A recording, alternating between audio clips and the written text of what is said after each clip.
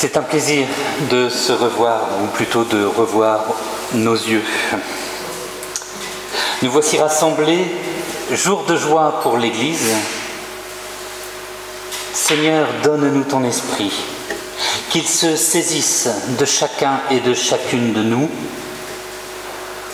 et nous saurons découvrir ou redécouvrir dans le monde les signes de ta présence. Que ton esprit bouscule notre façon de vivre et de penser. Et avec lui, nous ferons des choses nouvelles. Avec lui, quel que soit notre parcours de vie, nous nous sentirons accueillis. Et avec lui, nous recevons ce matin ta grâce et ta paix. Amen. Je vous invite à vous lever pour chanter « Dieu nous a donné ce jour d'espérance ».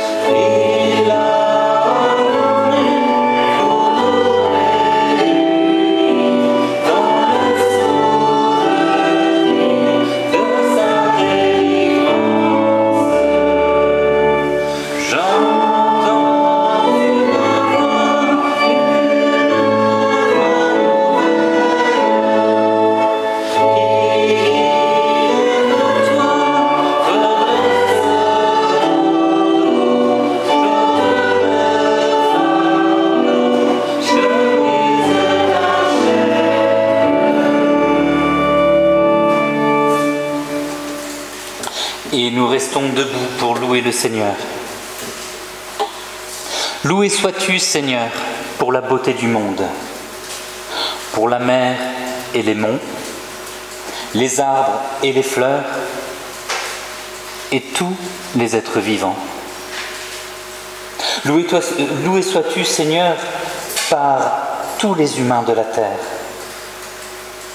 Nous qui portons la main chaque jour sur ta création, et qui sommes chargés d'en gérer les mystères, garde-nous de détruire ce que tu nous as confié. Donne-nous sagesse, respect, intelligence, que les personnes qui dépendent de nous restent nos frères et nos sœurs, nos égaux, nos égales. Que nos vies soient au service des autres et qu'ainsi tous les êtres humains te louent pour ton amour qui nous habite. Amen. Restons debout et chantons le 3501, les strophes 1, 3 et 4.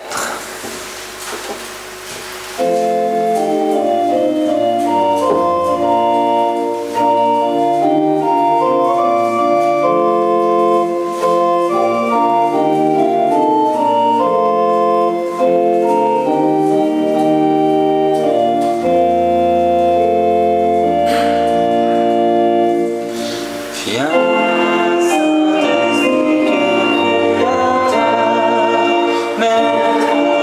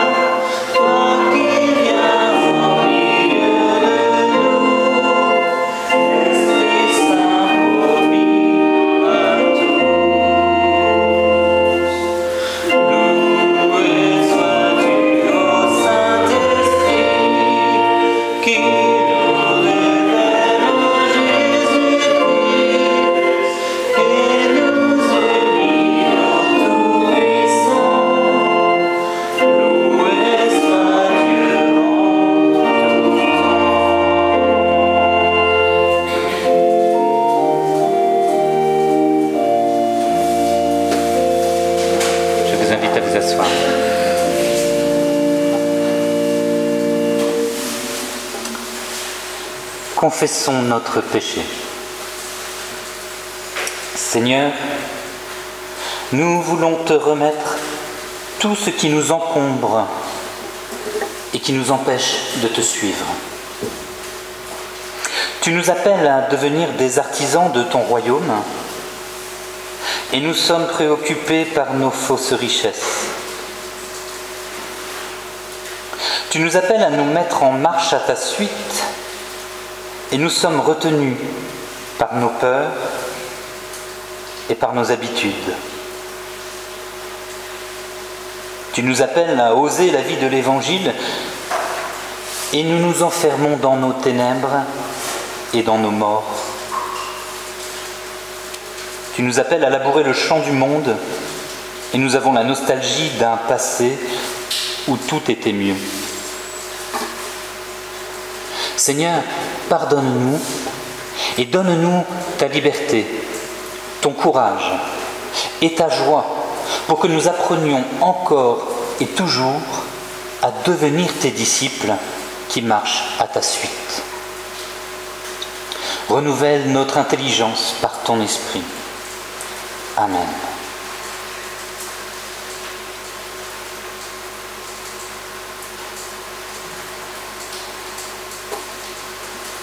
Levons-nous pour l'annonce du pardon de Dieu.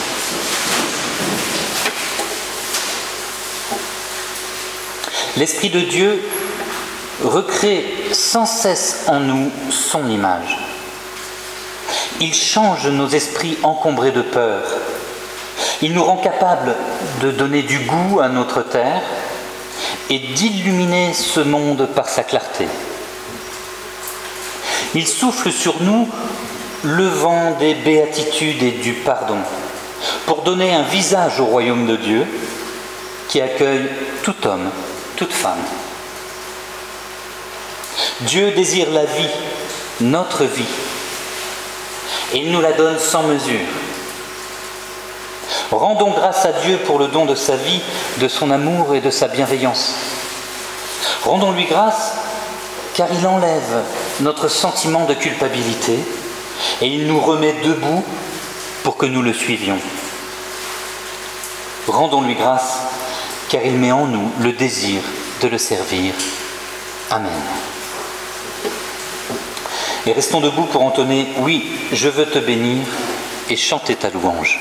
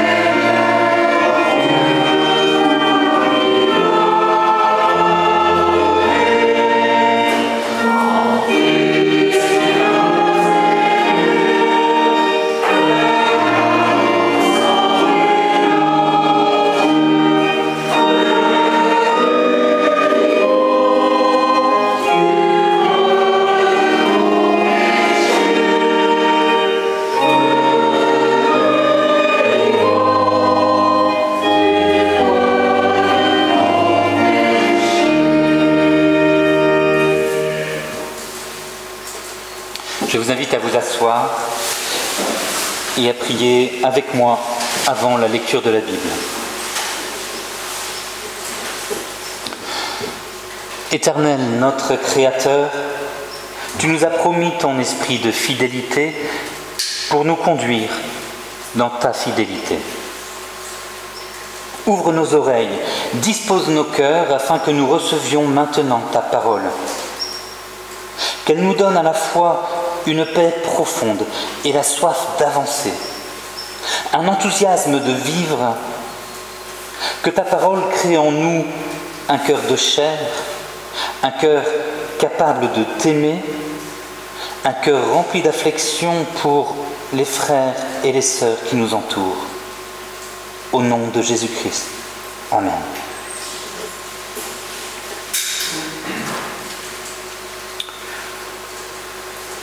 J'ai choisi dans les lectures du jour deux passages. Le premier, donc, c'est Romains 12, versets 1 et 2. Frères et sœurs, puisque Dieu a manifesté sa bonté pour nous, je vous invite à vous offrir vous-même en sacrifice vivant, qui appartient à Dieu et qui lui est agréable. C'est là le véritable culte, conforme à la parole de Dieu. Ne vous conformez pas aux habitudes de ce monde, mais laissez Dieu vous transformer et vous donner une intelligence nouvelle. Vous discernerez alors ce que Dieu veut, ce qui est bien, ce qui lui est agréable et ce qui est parfait. Et la deuxième lecture se trouve dans Matthieu 16, versets 21 à 28.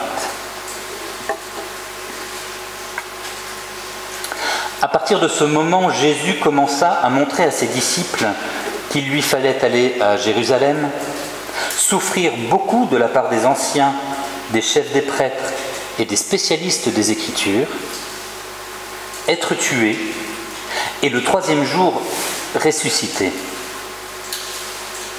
Pierre le prit à part et se mit à lui faire des reproches. « Dieu t'en garde, Seigneur, dit-il, non, cela ne t'arrivera pas. » Mais Jésus se retourna et dit à Pierre, « Va-t'en, passe derrière moi, Satan. Tu es un obstacle sur ma route, car tes pensées ne sont pas celles de Dieu, mais celles des êtres humains. » Puis Jésus dit à ses disciples, « Si quelqu'un veut me suivre, qu'il s'abandonne lui-même, qu'il prenne sa croix et me suive. En effet, celui qui veut sauver sa vie la perdra. Mais celui qui perdra sa vie à cause de moi la retrouvera.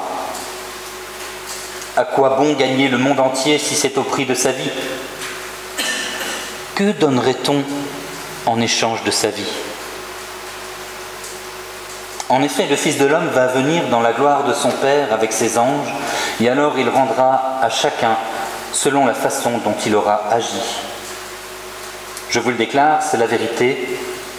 Quelques-uns de ceux qui sont ici ne mourront pas avant d'avoir vu le Fils de l'homme venir comme roi.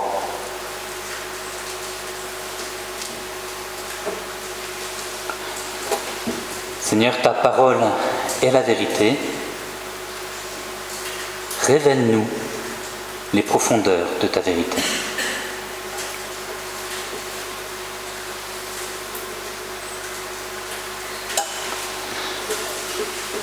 Ces deux lectures insistent sur la question du sacrifice personnel. Matthieu nous dit que les disciples doivent s'abandonner et porter leur croix, et Paul nous invite à nous offrir comme des sacrifices vivants. Le mot sacrifice est un mot compliqué pour moi. Je vais donc essayer de trouver dans ce mot un chemin de vie pour nous aujourd'hui. D'une part, le mot sacrifice signifie rendre sacré. Et en tant que protestant, j'ai un peu de mal avec ce qui sacralise quelque chose. Ou avec cette notion de sacraliser. Et d'autre part, sacrifier, c'est ôter la vie. Déjà, les prophètes anciens avaient du mal avec les sacrifices d'animaux. Osée ne cesse de répéter que les sacrifices offerts à Dieu lui sont en horreur. Jérémie dit que les sacrifices ne procurent aucun plaisir à Dieu, et le psalmiste dit que Dieu ne se nourrit pas des sacrifices offerts et qu'il n'en a pas besoin. On voit donc que déjà dans la Bible hébraïque, on commençait à contester non seulement la manière dont on faisait les sacrifices, mais aussi la nécessité même des sacrifices. Avec le christianisme, mais aussi chez les Juifs, avec la destruction du temple de Jérusalem, la question des sacrifices a pris une autre dimension, une dimension plus spirituelle que matérielle. Là, dans sa lettre aux Romains, Paul exige de nous l'amour de l'autre et la protection des plus fragiles, et ce faisant, il dessine les contours d'une véritable culture chrétienne. Dans les 2 versets que nous venons lire, il est question d'offrir un sacrifice vivant, au lieu d'offrir un animal, comme on le faisait autrefois. Il s'agit de s'offrir soi-même. Paul donc s'inscrit dans la lignée des anciens prophètes, qui déjà annonçaient que le sacrifice importait peu, que ce qui importait c'était la miséricorde, le soin à apporter aux personnes vulnérables, la reconnaissance et la louange. Plutôt que d'offrir la vie d'un autre être vivant, Paul nous invite à offrir notre propre vie. Mais voilà que ça coince dans ma tête. Le sacrifice, c'est la mise à mort. Paul nous invite-t-il à nous ôter la vie ? Évidemment que non. Et Paul introduit ici un paradoxe. Il parle de nous offrir comme un sacrifice vivant. La suite du texte précise sa pensée et je le résumerai ainsi. Le sacrifice vivant, c'est l'art de renoncer pour aimer. L'art de se soucier des malades, des humbles, de celles et de ceux qui ont besoin de secours. C'est l'art de savoir faire passer l'autre avant nous-mêmes. C'est là pour Paul le nouveau culte, celui qui est agréable à Dieu. C'est là le culte spirituel. Alors bien sûr, le culte pour Paul, ce n'est pas notre sympathique rencontre du dimanche matin. Ce n'est pas non plus le temps que nous passons à prier ou à méditer sur sa parole et sur sa présence dans nos vies. Ce sont des choses très importantes à mon avis pour le développement de notre vie spirituelle, mais pour Paul, ce n'est pas ça le culte. Le culte, c'est de se donner aux autres. Mais voilà, moi à ce stade, j'ai encore des réticences, pardonnez-moi. Parce que se donner aux autres, faire passer les intérêts des autres avant les miens, je comprends bien tout ça, ce que ça veut dire. Mais je sais, j'ai constaté que l'esprit de service se change très vite en esprit de servitude. Et on finit par imposer aux autres cette même attitude qui ne serait plus de servir par amour ou par désir de servir, mais de servir par obligation, par devoir religieux. Notre service risque alors de ne plus devenir un service vivant, notamment quand nous ne trouvons plus de temps pour prendre soin de notre être. Car prendre soin des autres pourrait nous pousser à ne plus avoir de vie. On pourrait même sacrifier notre famille pour répondre aux besoins de ceux qui ont besoin. Et je ne suis pas certain que ce soit ça l'esprit chrétien. Il y a, à mon sens, 2 mots très importants que Paul nous dit dans ces 2 versets. Premièrement, c'est « je vous invite ». C'est pas « je vous ordonne »,« je vous oblige »,« je vous contrains à ». C'est une invitation. Ce qui doit pouvoir vouloir dire que si on ne répond pas à l'invitation, on n'en est pas moins chrétien. J'ai une amie qui dit souvent il y a des saisons dans notre vie, et il y a des saisons où on peut répondre à un appel et des saisons où on ne peut pas. C'est sans doute là qu'il faut tendre. Paul nous encourage à tendre, à nous donner. Et le deuxième mot important, c'est je vous invite à offrir, à vous offrir vous-même en sacrifice vivant. C'est un don, c'est une offrande, c'est quelque chose qui est volontaire. Donc cet encouragement, il est fort, nous devons l'entendre, le prendre en compte, peser les choses, mais certainement pas y obéir par obligation. Il me semble donc nécessaire de trouver les limites raisonnables. D'ailleurs, littéralement, le culte agréable à Dieu, en grec, signifie un culte raisonnable ou un culte logique. Il faut y faire attention. Il faut y faire attention. Donc, heureusement, même si tout ça, ça semble un peu compliqué, nous avons un exemple, Jésus-Christ. La grande majorité des gens considèrent que Jésus s'est sacrifié. Selon cette théologie, son sacrifice a été total, il est allé jusqu'au bout. C'est en quelque sorte, pardonnez-moi l'expression, une mission suicide. Mais moi là j'ai envie de dire quelque chose ici, c'est que si vous acceptez l'idée que Jésus s'est offert en sacrifice, vous devez accepter qu'il est l'ultime sacrifice. Nul besoin que quelqu'un d'autre se sacrifie. Nul besoin de votre propre sacrifice. Si sacrifice signifie donner, si ça signifie mourir.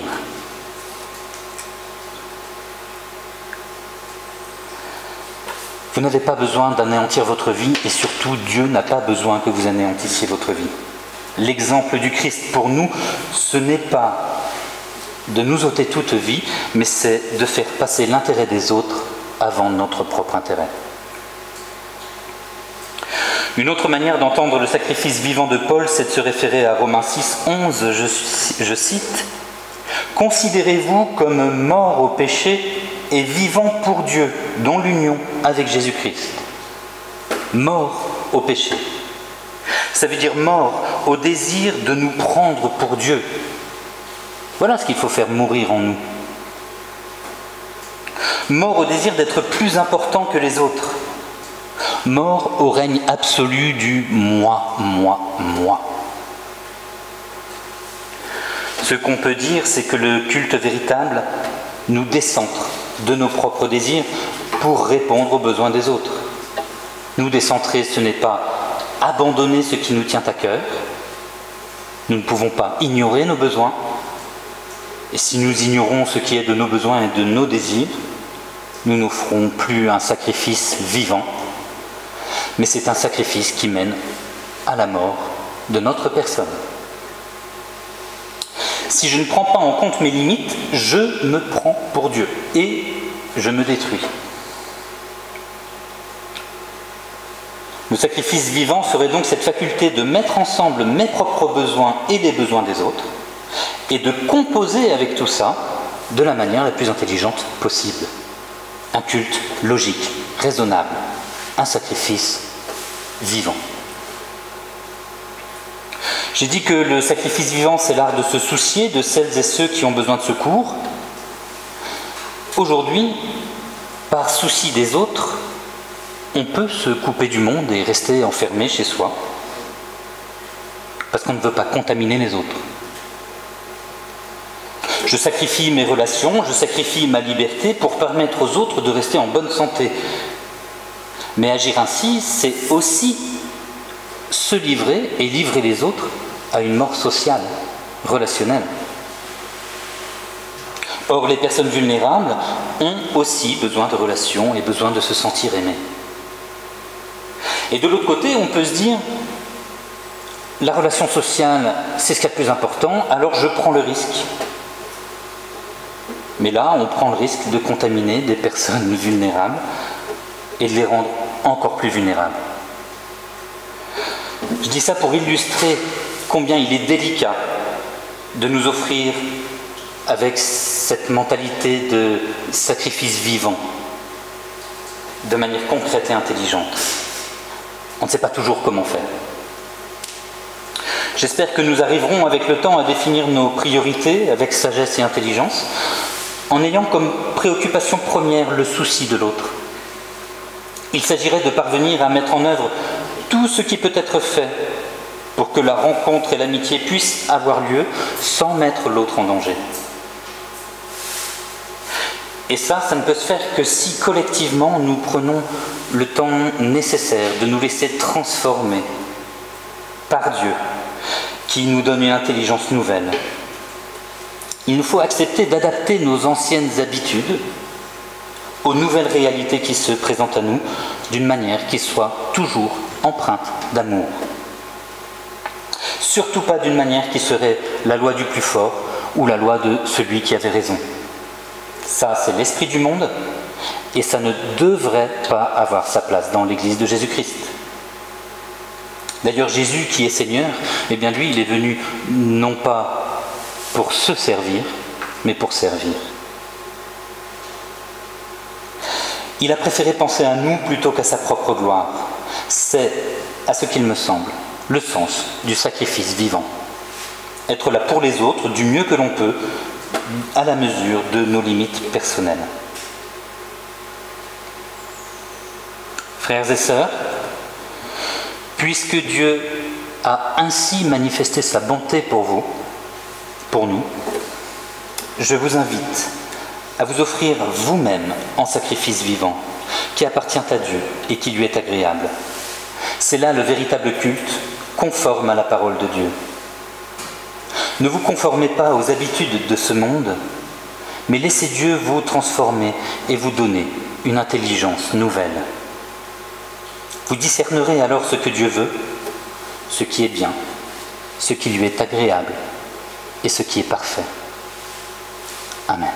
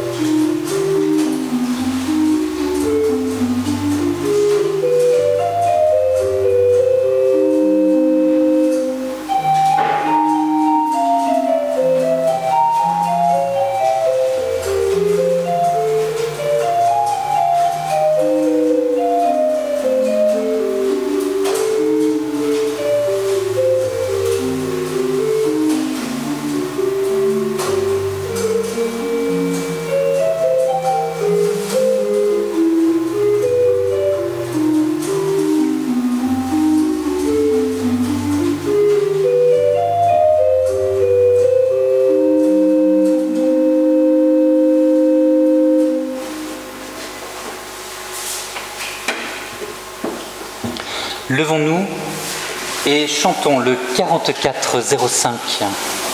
C'est mon joyeux service.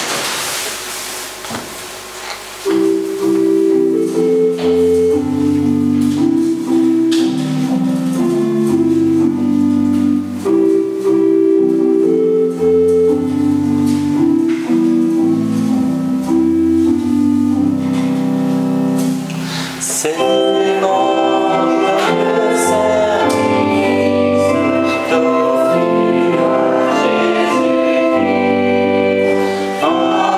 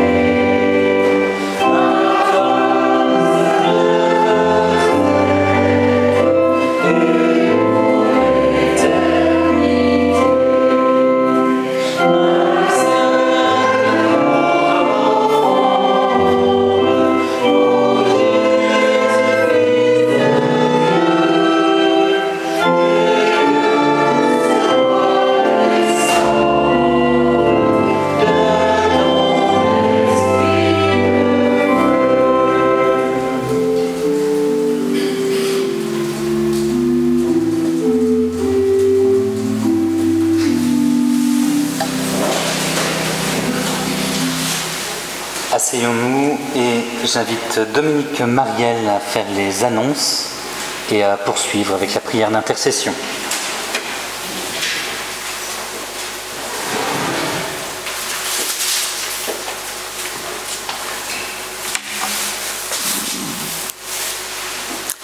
Bien.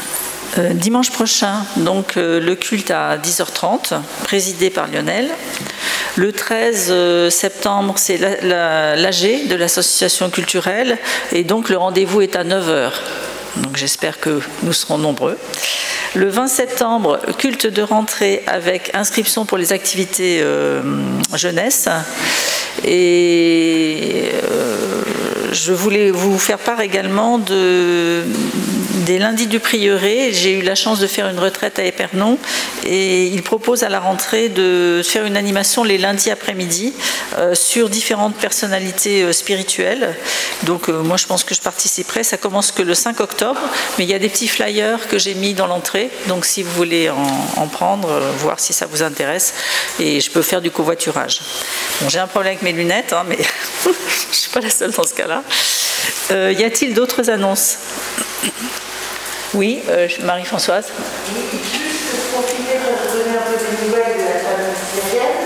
Donc, ils ont eu leur entretien avec l'OFPRA pour leur demande de droit d'asile le 22 juillet, qui s'est passé le mieux possible. Ils ont été assistés par une avocate qui nous a été recommandée par la Fédération d'Entraide Protestante. Et donc, on attend, on espère, dans la semaine, les résultats, d'après ce que je vous ai dit, les dernières nouvelles de l'avocate qu'on a eues vendredi. Donc, on espère vraiment que les choses vont bien se passer. En tout cas, les enfants reprennent l'école cette semaine qui vient. Oui. Ils sont contents de reprendre. Voilà, et tout se passe le mieux possible.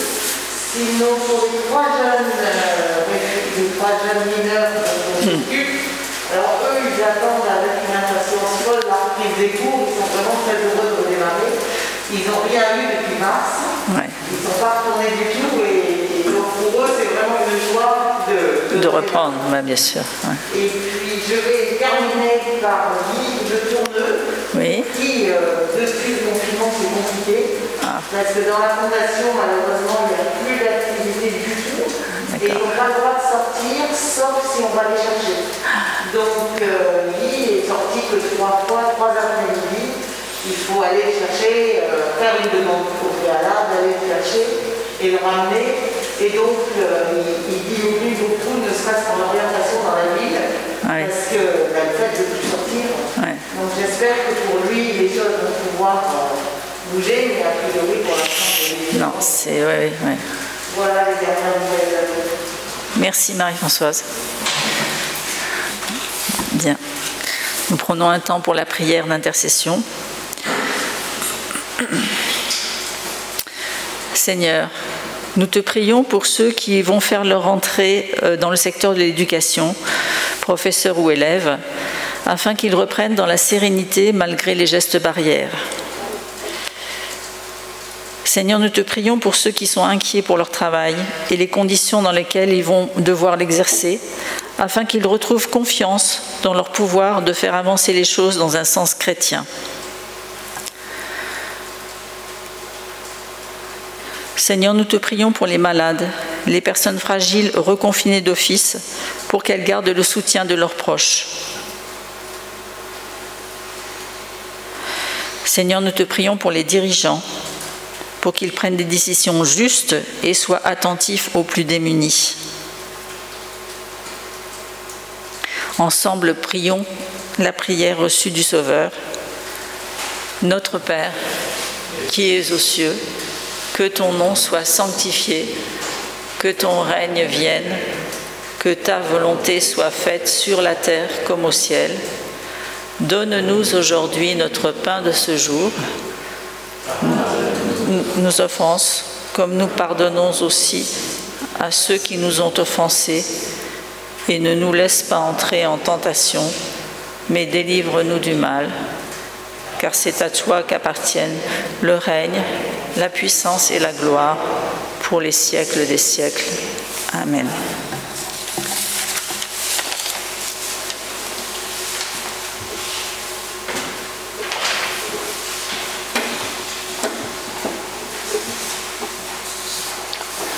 Je vous invite à vous lever pour la bénédiction.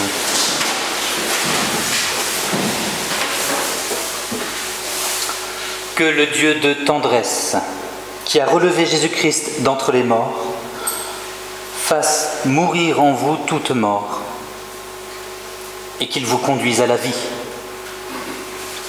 Que le Seigneur fasse rayonner l'habit de lumière qu'il a posé sur chacun et sur chacune de vous, et qu'il vous garde dans son amour. Que le Dieu de toute promesse fasse lever en vous la plus belle des moissons et vous transforme en semeurs et en semeuses de son royaume. Il vous bénit, celui qui est Dieu et qui règne pour les siècles des siècles. Amen. Et maintenant, chantons à Dieu soit la gloire pour son grand amour.